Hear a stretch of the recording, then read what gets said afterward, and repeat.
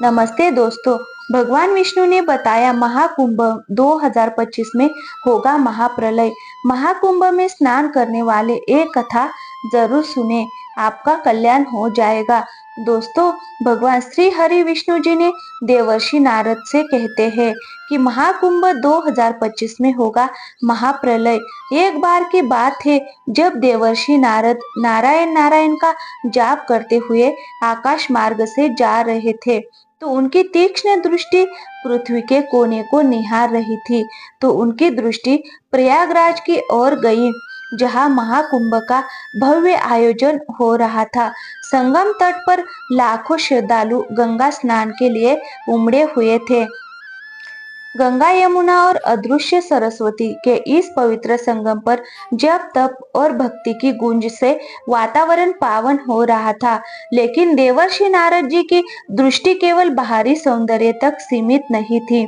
उनकी तीव्र दृष्टि भीड़ के भीतर छिपी मनुष्यों की भावनाओं और कर्मों को भी भली भांति परख रही थी। तो उन्होंने देखा कि कई ऐसे लोग थे जिनके चेहरे पर आस्था और मोक्ष की आशा तो थी, परंतु उनके कर्मों की छाया भी स्पष्ट झलक रही थी। तो फिर देवर्षि नारद जी ने उन महिलाओं को देखा जिन्होंने अपने परिवार और कर्तव्यों को त्याग कर पराये पुरुषों से अवैध संबंध बनाए थे। उनके चेहरे पर ये विश्वास था कि गंगा स्नान से उनके सभी पाप धुल जाएंगे। और उन्होंने उन ऊर्ध्व पुरुषों को भी देखा जिन्होंने जीवन भर अपने स्वार्थ के लिए अपने परिवार को कष्ट दिया था, लेकिन अब पवित्र स्नान से मोक्ष की उम्मीद कर रहे थे। फिर देवर्षि नारद जी ने उन व्यापारियों और अधिकारियों को भी देखा जिन्होंने अनैतिक तरीकों से अपना धन बढ़ाया था और गरीबों को ठगा था। वो भी इस भ्रम में थे कि गंगा में स्नान करने से उनके पाप समाप्त हो जाएंगे। वही कुछ युवा भी थे जिन्होंने नैतिकता और मर्यादा को तिलांजलि दे दिए थी, परंतु अब गंगा के जल में पवित्रता खोज रहे थे। इसके अतिरिक्त कुछ लोग ऐसे भी थे जो समाज में जलन, घृणा और हिंसा फैलाने वाले थे। कुछ चोरी करने के उद्देश्य से आए थे, तो कुछ व्यापार के उद्देश्य से। वो सभी उस संगम तट पर पवित्रता का आभास लेकर पहुंचे थे। और देवर्षि नारद जी ने देखा कि कुछ लोग अपने पड़ोसियों से ईर्ष्या रखने वाले थे, जिनकी नजर सदैव दूसरों की संपत्ति पर रहती थी। वो भी गंगा स्नान से आत्मा की शुद्धि की आशा लिए वहां उपस्थित थे, परंतु देवर्षि नारद जी को इन लोगों के हृदय में सच्चे प्रायश्चित और आत्म सुधार का कोई भाव नहीं दिखाई दे रहा था। ये देखकर वो व्याकुल हो उठे थे और उन्होंने मन ही मन सोचा कि क्या गंगा का पवित्र जल सच में इतने भारी पापों का प्रायश्चित करता है? क्या इन लोगों का उद्धार मात्र एक डुबकी से संभव है, जबकि उनके कर्म और मन अब भी दूषित है? इस प्रकार इस गहन जिज्ञासा का समाधान खोजने के लिए देवर्षि नारद ने वैकुंठ धाम जाने का निश्चय किया था। फिर वह तुरंत नारायण नारायण का जाप करते हुए आकाश मार्ग से भगवान श्री हरि विष्णु जी से मिलने वैकुंठ धाम पहुंच गए थे। फिर जब देवर्षि नारद जी वैकुंठ धाम पहुंचे, तो उन्होंने देखा कि भगवान श्री हरि विष्णु जी एक स्वर्ण सिंहासन पर विराजमान थे। उनके तेजस्वी स्वरूप की शक्ति इतनी अद्भुत थी कि सूर्य की चमक भी फीकी प्रतीत हो रही थी। उनकी मुस्कान में करुणा और ज्ञान का अद्भुत संगम था। तो फिर देवर्षि नारद जी ने भगवान श्री हरि विष्णु जी के चरणों में प्रणाम किया। तो भगवान श्री हरि विष्णु जी ने मुस्कुराते हुए कहा, आइए देवर्षि नारद, आपका स्वागत है। आज अचानक इतनी दूर से पधारने का कोई विशेष कारण अवश्य होगा। कहिए, किस जिज्ञासा ने आपको यहाँ तक आने के लिए प्रेरित किया है? तो देवर्षि नारद जी ने हाथ जोड़कर विनम्रता पूर्वक कहा, हे प्रभु, मैं आपके समक्ष एक गहन जिज्ञासा लेकर आया हूँ। आज मैंने पृथ्वी पर महाकुंभ का भव्य आयोजन देखा, जहाँ लाखों लोग गंगा स्नान के लिए एकत्र हुए थे, लेकिन मैंने उनमें से कई लोगों को देखा जिनका जीवन पापम था। कुछ महिलाएं जिन्होंने अपने परिवार से विमुख होकर अनैतिक संबंध बनाए हुए थे और त्रिवेणी संगम में स्नान कर अपने दोष मिटाने की आशा लिए खड़ी थी।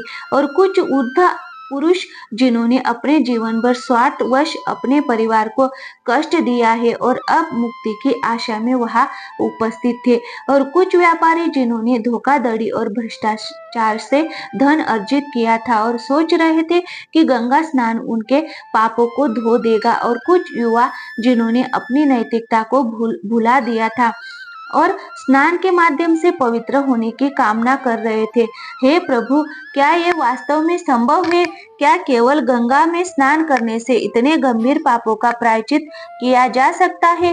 तो भगवान श्री हरि विष्णु जी ने मंद मंद मुस्कुराए और बोले, हे देवर्षि नारद, आपके प्रश्न गहरे और महत्वपूर्ण हैं। मैं आपको इन सभी के उत्तर दूंगा, परंतु केवल शब्दों से नहीं। मैं आपको एक कथा सुना रहा हूँ जिसमें पाप प्रायश्चित और मुक्ति का वास्तविक अर्थ छिपा है। ध्यान पूर्वक सुनो, क्योंकि इसमें तुम्हारे सभी प्रश्नों का समाधान मिलेगा और समस्त मानव जाति को भी इसका लाभ होगा। तो फिर देवर्षि नारद जी ने उत्सुकता से कहा, हे कृपा निधान, आपकी वाणी मेरे लिए पवित्र मार्गदर्शन के समान है। कृपया मुझे ये कथा सुनाइए। मैं इसे पूरी श्रद्धा और ध्यान से सुनने के लिए तत्पर हूँ। तो भगवान श्री हरि विष्णु जी ने कहा, हे देवर्षि नारद, आप ध्यान रखना कि ये कथा केवल सुनने के लिए नहीं है, इसे अंत तक समझना और आत्मसात करना भी आवश्यक है। जो इस कथा को अधूरा छोड़ देता है उसका पाप कभी नहीं मिटता है। ये उसी प्रकार है जैसे नदी के किनारे पहुंचकर उसे पार किए बिना ही लौट आना। तो इसे अंत तक सुनता है वह सच्चे महाकुंभ स्नान का फल प्राप्त करता है। तो अब प्रेम पूर्वक देवर्षि नारद जी ने कहा, हे प्रभु, मैं आपको वचन देता हूँ कि इस कथा को अंत तक पूरा सुनूंगा और इसे अपने जीवन में उतारूंगा। मैं ये संदेश भी दूंगा कि जो मनुष्य इसे अंत तक सुनते हैं वही सच्चे प्रायश्चित और उद्धार का मार्ग पाते हैं। आपकी वाणी मेरे लिए अमृत के समान है और मैं इसे पूरी निष्ठा से ग्रहण करूंगा। तो भगवान श्री हरि विष्णु जी ने कहा, देवर्षि नारद, एक समय की बात है जब गंगा के तट के पास एक प्राचीन गांव था जिसका नाम रामपुर था। इस गांव में एक ब्राह्मण सुखदेव अपनी पत्नी सुलेखा के साथ रहता था, जो वो दोनों ही सरल और धर्मपरायण जीवन जीते थे। सुखदेव अपने ज्ञान और न्यायप्रियता के लिए प्रसिद्ध थे और सुलेखा अपनी करुणा और सद्गुणों के कारण पूरे गांव में आदर की पात्र थी। वह मानो साक्षात भगवान श्री राम और माता सीता का जोड़ा हो। तो महाकुंभ के समय गांव में हलचल मच गई थी। सुखदेव और सुलेखा अपनी छोटी सी कुटिया में बैठकर महाकुंभ जाने की तैयारी कर रहे थे। तो सुखदेव ने कहा, अरे सुलेखा, महाकुंभ का स्नान आत्मा की शुद्धि का महान अवसर है, इसीलिए हमें भी चलना है। तो फिर सुलेखा ने मुस्कुराते हुए कहा, हे स्वामी, आप ये सत्य कहते हैं, परंतु मैं देख रही हूँ कि गांव में कई लोग ऐसे भी है जो केवल अपने पाप छुपाने के लिए जा रहे हैं। क्या गंगा सच में उनके पापों को शुद्ध कर पाएगी? तो सुखदेव ने गंभीर होकर कहा, अरे सुलेखा, गंगा स्नान तो केवल एक माध्यम है, लेकिन वास्तविक शुद्धि तो मन और कर्मों की होती है। जो सच्चे हृदय से प्रायश्चित करते हैं वही इसका लाभ उठाते हैं। उनकी ये बातचीत चल ही रही थी तो रामपुर के ही एक दाम्पत्य मोहन और उनकी पत्नी ममता सुखदेव के घर आए थे। मोहन एक धनी सेठ था, परंतु अपने कर्मचारियों का शोषण करने के लिए बदनाम था। ममता, जो अक्सर समाज की परवाह किए बिना अपने स्वार्थ में डूबी रहती थी, वो भी उनके साथ थी। तो मोहन ने हंसते हुए उपहास करते हुए कहा, पंडिताइन जी, आप भी महाकुंभ जा रहे हैं और अब हम भी जा रहे हैं। मैंने तो सुना है कि गंगा में एक डुबकी लगाने से सारे पाप धुल जाते हैं। क्यों, आपके ज्ञान और शास्त्रों में तो यही लिखा है। क्यों, मैं भी सही कह रहा हूँ ना? तो उनके उपहास से भरे शब्दों को सुनकर सुखदेव ने शांत स्वर में उत्तर दिया, मोहन, ये सच है कि गंगा पवित्र है, परंतु पाप केवल जल में स्नान से या डुबकी लगाने से नहीं धुलते हैं। तो सुलेखा ने मुस्कुराते हुए कहा, नहीं ममता, गंगा का स्नान तो एक प्रतीक है जो हमें प्रायश्चित और आत्मशुद्धि का संदेश देता है, परंतु अगर हृदय में पाप का बोझ है और मन में कोई सुधार का भाव नहीं है तो स्नान से कुछ नहीं होगा। गांव के कई और लोग जो बैलगाड़ी में और रथों में महाकुंभ जाने की तैयारी कर रहे थे, इस संवाद को सुन रहे थे। तो वहां एक युवा जोड़ा रामू और राधिका भी खड़ा था। तो उनके बीच अपनी उपस्थिति को संबोधित करते हुए रामू ने कहा, पंडित जी, आप जो कह रहे हैं वो सच लगता है, परंतु मैं देख रहा हूँ कि गांव के कई कई लोग जो दूसरों को सताते हैं, वो भी गंगा में स्नान करने जा रहे हैं। क्या भगवान उनके पापों को माफ करेंगे? तो सुखदेव ने उत्तर दिया, भगवान न्यायप्रिय है, केवल उनके पाप माफ करते हैं जो सच्चे दिल से प्रायश्चित करते हैं और आगे से सही रास्ते पर चलने का संकल्प लेते हैं। वही दूसरी ओर सभी लोग अपने रथों और बैलगाड़ियों में बैठकर महाकुंभ की ओर रवाना हुए और लोग अपने अपने अनुभव साझा कर रहे थे। कुछ लोग अपनी चिंताओं और पापों के बारे में सोच रहे थे, तो कुछ लोग गंगा के पवित्र जल के स्पर्श के लिए उत्सुक थे। फिर जब रामपुर के लोग महाकुंभ में पहुंचे, तो गंगा के पवित्र संगम पर स्नान के बाद रात को तंबू में विश्राम करने चले गए थे, जिससे अचानक वहां एक विचित्र घटना घटित हुई थी। आधी रात को कुछ तंबुओं में आग लग गई थी और देखते ही देखते वह आग कई तंबुओं को अपनी चपेट में ले लिया था। अब वो आग इतनी तेजी से बढ़ गई थी कि चारों ओर अराजकता फैल गई थी, जिससे लोग जान बचाने के लिए इधर उधर भागने लगे थे। महिलाएं अपने बच्चों को बाहों में भरकर और बुजुर्ग जो कुछ भी नहीं कर सकते थे, वो भगवान को पुकारने लगे थे। फिर कुछ युवाओं ने आग को बुझाने की कोशिश की थी, परंतु आग के लपेट और भयंकर हो गई थी। अब चारों ओर भय और चीख पुकार हो रही थी। लोग बार बार भगवान को पुकार रहे थे, हे भगवान, अब तुम ही सहारा हो हमारा। तो आग और धुएं के बीच एक तेजस्वी संत जी प्रकट हुए थे। उनके हाथ में एक पीले रंग का त्रिशूल था, मानो वह सुवर्ण से बना हो। उनका चेहरा दिव्यता से चमक रहा था और उनकी उपस्थिति से समय मानो थम गया हो। वह संत जी अपनी आंखें बंद कर ध्यान लगाने लगे थे और अपने त्रिशूल को आकाश की ओर उठाया था, तो कुछ ही क्षणों में उनकी दिव्य शक्ति ने आग को शांत कर दिया, जिससे लोग ये चमत्कार देखकर स्तब्ध रह गए थे। भयभीत और थके हुए लोग संत जी के चरणों में गिर पड़े थे और कुछ रो रहे थे, तो कुछ श्रद्धा से उन्हें देख रहे थे।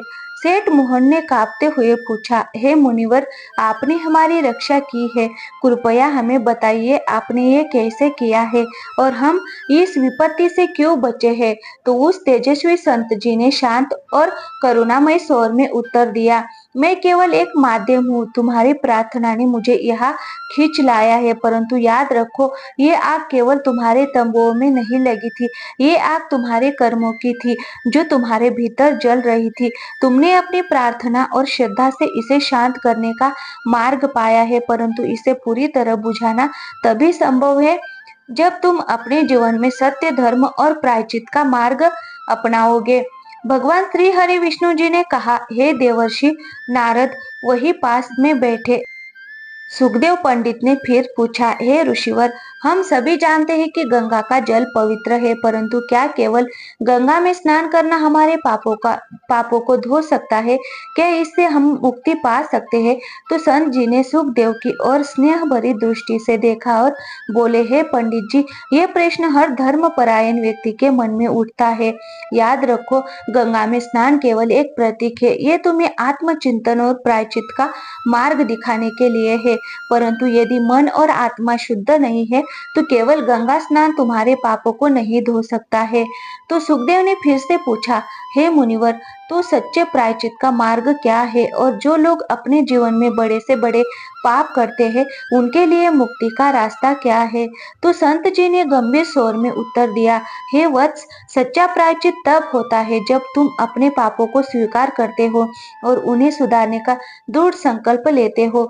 परिवार को धोखा देना, लालच और धोखाधड़ी से धन कमाना, अनैतिक संबंध बनाकर समाज को दूषित करना और घृणा, ईर्ष्या, स्वार्थ से भरा मन, यही सबसे बड़े पाप है। केवल गंगा में स्नान करना इन्हें धोने के लिए पर्याप्त नहीं है, इसीलिए तुम्हें अपने कर्मों को भी सुधारना होगा। फिर उस तेजस्वी संत जी ने सभी को संबोधित करते हुए कहा, सुनो, गंगा का पवित्र जल तुम्हारे भीतर परिवर्तन का प्रतीक है, परंतु ये परिवर्तन तभी संभव है जब तुम इसे अपने हृदय में आत्मसात करोगे। अपने पापों को स्वीकार करना पहला कदम है, लेकिन उन्हें सुधारने का संकल्प लेना ही वास्तविक प्रायश्चित है। बिना किसी स्वार्थ के दूसरों की सहायता करो, सत्य, धर्म और प्रेम का पालन करो। सच्चा पुण्य वही है जिसमें तुम्हारा हृदय शुद्ध हो और तुम्हारे कर्म निस्वार्थ हो। फिर उन्होंने आगे कहा, भगवान केवल उन्हीं के पाप क्षमा करते हैं जो सच्चे मन से सुधार की राह पर चलते हैं। यदि तुम ये सोचते हो कि केवल बाहरी कर्मकांड तुम्हें पवित्र कर देंगे तो ये तुम्हारा भ्रम है। असली पवित्रता तुम्हारे मन और आत्मा में है। सत्य बोलो, दान करो और सेवा का मार्ग अपनाओ, यही मुक्ति का मार्ग है। तो सभी लोग संत जी के वचनों को ध्यान पूर्वक सुन रहे थे। उन्होंने फिर कहा, सुखदेव और रामपुर के निवासियों, याद रखो कि गंगा में स्नान तुम्हारी आध्यात्मिक यात्रा की शुरुआत है, अंत नहीं। ये तुम्हें प्रेरणा देती है, परंतु असली परिवर्तन तुम्हारे कर्मों में होना चाहिए। सत्य, सेवा और प्रेम ही तुम्हें जीवन में सही दिशा देंगे। तो सुखदेव ने संत जी के वचनों को गंभीरता से सुना और विनम्रता पूर्वक कहा, हे मुनिवर जी, आपकी वाणी ने हमारे जीवन का मार्गदर्शन कर दिया है। हम आपके उपदेश को आत्मसात करेंगे और अपने पापों को सुधारने का प्रयास करेंगे। तो फिर संत जी ने सभी को आशीर्वाद दिया और वहां से विदा हो गए थे। इसके बाद रामपुर के लोग गंगा स्नान के वास्तविक महत्व को समझ गए थे और सच्चाई, सेवा तथा प्रेम के मार्ग पर चलने का संकल्प लिया था। इसी तरह भगवान श्री हरि विष्णु जी ने भी देवर्षि नारद जी को उपदेश देते हुए कहा, हे देवर्षि नारद, मैंने आपके सभी प्रश्नों के उत्तर दे दिए हैं। तो फिर देवर्षि नारद ने विनम्रता पूर्वक कहा, हे भगवान, आपकी कथा के माध्यम से मुझे अपने सभी सवालों के उत्तर मिल गए हैं। अब मैं समझ गया हूँ कि सच्चा प्रायश्चित केवल आत्मा की शुद्धता और निस्वार्थ कर्मों से ही है संभव है। आपकी कृपा से मुझे जीवन का सच्चा मार्ग मिल गया है। अब मैं संतुष्ट होकर अपने धाम लौटता हूँ। इतना कहकर देवर्षि नारद जी ने भगवान श्री हरि विष्णु जी को प्रणाम किया और आकाश मार्ग से जाने लगे। तो फिर उनके मन में अब पूर्ण शांति और संतोष था। उन्होंने निश्चय किया कि इस दिव्य ज्ञान को मैं संसार में फैलाऊंगा। इस प्रकार भगवान श्री हरि विष्णु जी ने देवर्षि नारद जी के माध्यम से समस्त मनुष्य जाति के कल्याण हेतु इस कथा को सुनाए हैं। मैं आशा करती हूँ कि आपको ये कथा अच्छी लगी होगी। अगर आपको ये कथा पसंद आई है तो वीडियो को लाइक करें और आप मेरे